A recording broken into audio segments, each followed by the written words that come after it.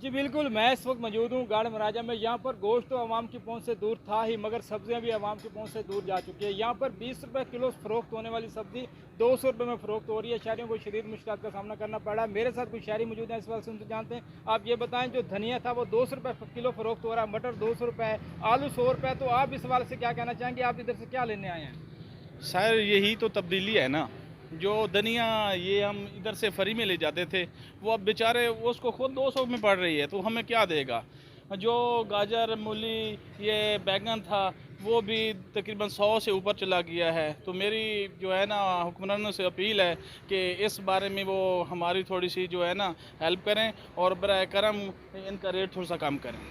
जी बिल्कुल, जैसे कि आपने शहरियों की गुफ्तगू सुनी, शहरियों को शदीद मुश्किलात का सामना करना पड़ रहा है। शहरी महंगे दाम सब्ज़ी खरीदने पर मजबूर है। सब्ज़ी और फल की कीमतों में इजाफे से आवाम को परेशान है। हुकूमत इस तरह तवज्जो दे, खाने पीने की अशिया की कीमतों में कमी की जाए ताकि आवाम 2 वक्त का खाना खा सके। जी बिस्मिल्लाहिर्रहमानिर्रहीम। सब्ज़ी वाली जो दुकान पे मौजूद हैं, यहाँ पे सब्ज़ियों की कीमतें जो हैं वो आसमानों से बातें कर रही हैं। गोश्त वैसे ही गरीब आवाम की पहुँच से दूर है। यहाँ पे सब्ज़ियाँ जो 20 रुपए किलो मिलती थी, अब वो 100 रुपए किलो मिल रही हैं। और धनिया, जो सब्ज़ धनिया दुकानदार मुफ्त दिया करता था ग्राहक को, अब वो 200 रुपये किलो मिल रहा है। और अदरक की कीमत 700 रुपये किलो हो चुकी है। इसी तरह मटर की कीमत 200 रुपये किलो मिल रही है। आलू 100 रुपये किलो मिल रहे हैं। तो हमारी गवर्नमेंट से अपील है कि वो गरीब आवाम के साथ ताउन करे और इस कीमतों को कम किया जाए, ताकि जो गरीब आवाम जो है हमारी वो फल और सब्ज़ियाँ ख़रीद कर खा सके, इस्तेमाल कर सके। और गवर्नमेंट से अपील है कि वो गरीबों को